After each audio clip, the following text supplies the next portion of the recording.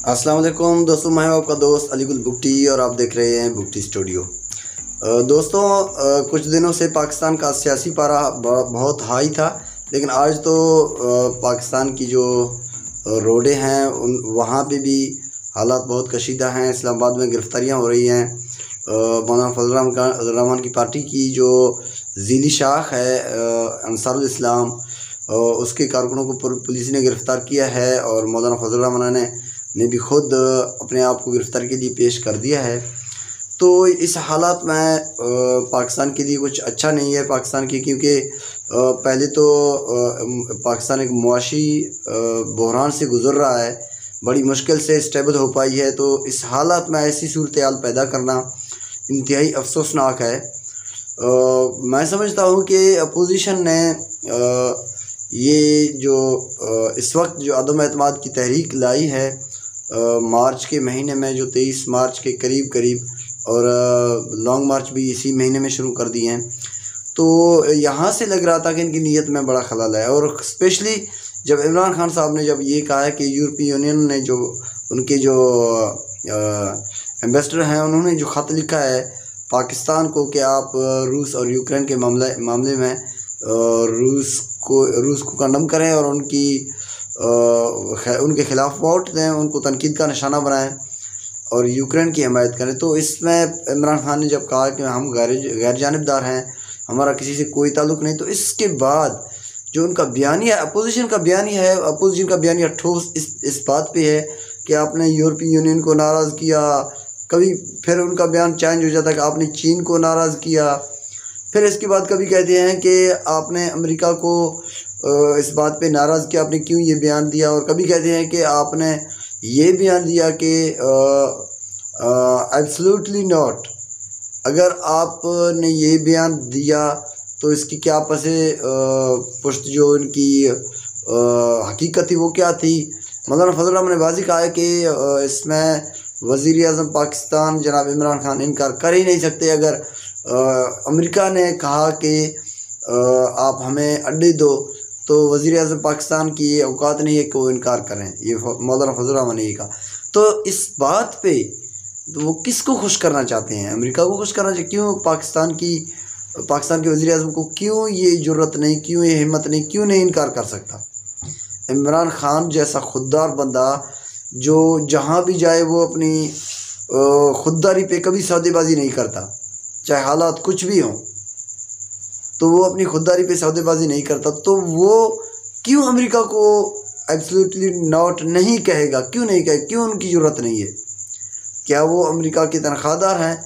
क्या अमेरिका से डरते हैं, या कोई यूरोपीय यूनियन से डरते हैं, या किसी भी दुनिया के मुल्क से डरते हैं, या उनसे पैसे की लालच है, या उनकी कोई एहसास बैरून मुल्क है, उनसे डर जाएंगे और पाकिस्तान उनको अड्डे देगा अमेरिका को या दूसरे किसी मुल्क को। तो ये जो पोजीशन का एजेंडा है, जो उनका बयानिया है, वो ख़ुद इस बात की दलील है कि इस अदम एतमाद में बैरूनी ममालिक के हाथ है, इसमें बैरूनी ताकतों का हाथ है। अगर ना होता तो ये अपने तकारीर में बैरूनी ममालिक का जिक्र क्यों करते? क्यों यूरोपीय यूनियन का जिक्र करते? क्यों ये चाइना का जिक्र करते? क्यों अमेरिका का जिक्र करते? तो इनको तो कोई ज़रूरत ही नहीं थी। वो ये तो मुल्की लेवल की बात थी। ये कहते कि हमें इमरान खान पे एतमाद नहीं है, अवाम का एतमाद उठ चुका है, या महंगाई बहुत ज़्यादा है, और बहुत सारे मसाइल हैं, ये उनको जवाज़ बना के पेश कर सकते थे। लेकिन इन्होंने जो जवाज़ बनाया, जो अपना बयानिया दिया, जो अदम एतमाद जमा करते वक्त इनका बयानिया था, वो यही है कि इन्होंने यूरोपीय यूनियन को नाराज़ किया, यूरोपीय यूनियन के ख़िलाफ़ बयान दी। कभी कहते हैं इन्होंने चाइना को नाराज़ किया। तो ये तो कोई तुक वाली बात नहीं। इससे साफ ज़ाहिर है कि ये जो इनकी बैरूनी आका हैं उनके एजेंडे पे काम कर रहे हैं, और इसी वजह से ये अभी हालात भी जानबूझ के पैदा किए जा रहे हैं। ज़रूरत क्या थी अंसारुल इस्लाम को इस्लामाबाद लाने की? क्या ज़रूरत थी? क्या वहाँ सिक्योरिटी नहीं था? क्या वहाँ पुलिस नहीं है, रेंजर नहीं है? क्या आपकी जान को वहाँ कोई बड़ा ख़तरा है? अगर आपको इतना ख़तरा है हुकूमती इदारों से, तो ये अंसारुल इस्लाम आपको इदारों से बचा पाएंगे? इनका काम क्या है? इनका तो कोई काम ही नहीं है कि सिक्योरिटी हालात में मुदाखलत करें। तो ये एक जानबूझ के हालात पैदा किए जा रहे हैं। उनको यकीन हो चुका था कि वो अदम एतमाद की तहरीक हार चुके हैं। अभी अपोजिशन को यकीन हो चुका था कि अभी अपोजिशन अदम एतमाद की तहरीक हार चुका है, क्योंकि इमरान खान ने जब ये बयान दिया कि पीटीआई का कोई भी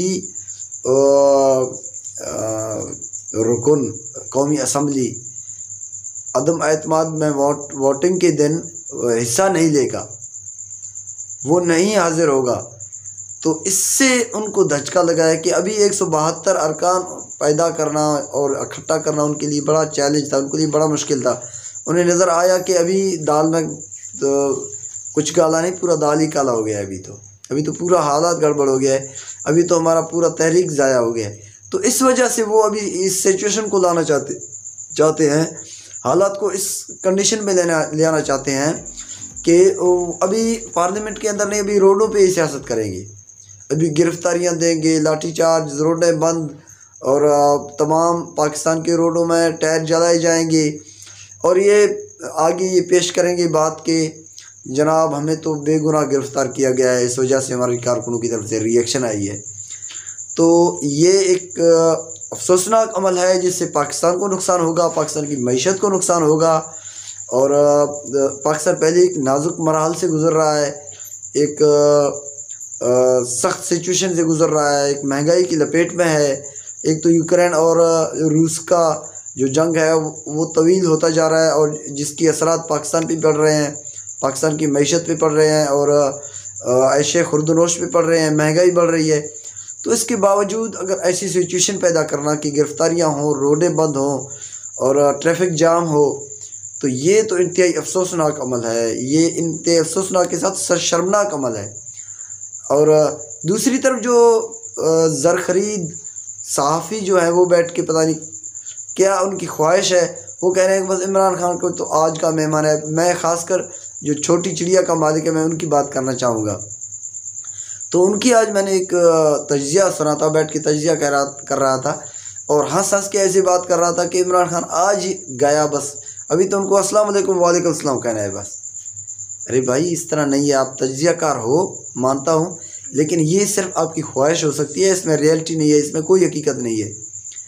आपको पता है कि सेनेट में अपोजिशन की अक्सरियत है, इसके बावजूद वहाँ हुकूमती बिल पास हो जाते हैं अक्सरियत से।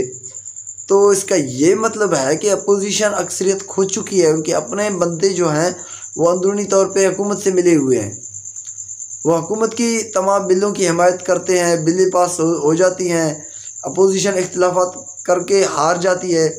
तो इसके बावजूद जब सेनेट में ये बात उन्होंने हार तस्लीम की, वो हार गए, तो कौमी असम्बली में तो अक्सरियत हुकूमत की है, वहाँ क्या गुल खिलाएगी अपोजिशन।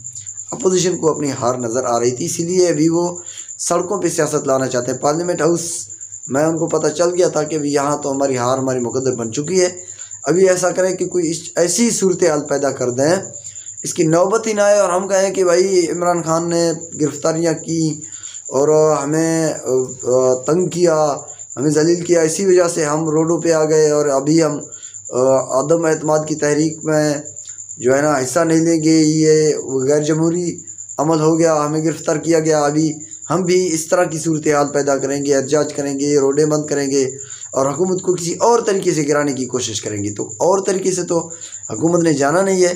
इस जो सूरत हाल अभी जो पैदा की है अपोजिशन की तरफ से जो पैदा की जा रही है, इसका नुकसान भी अपोजिशन की जो कारकुनान हैं उनको होगा और लीडरान को होगा और एक ऐसी सूरत हाल पैदा हो जाएगी कि जमहूरी अमल तो रुक जाएगा, लेकिन यह है कि इनको तकलीफ़ बड़ी होगी। बहुत बहुत शुक्रिया।